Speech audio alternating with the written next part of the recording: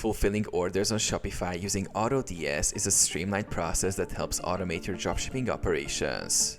Here's a step-by-step guide to fulfilling orders efficiently. Integrate AutoDS with Shopify. Ensure you have linked your Shopify store to AutoDS.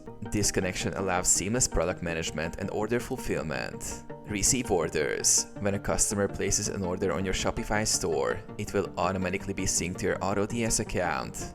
Access AutoDS dashboard. Log into your AutoDS dashboard.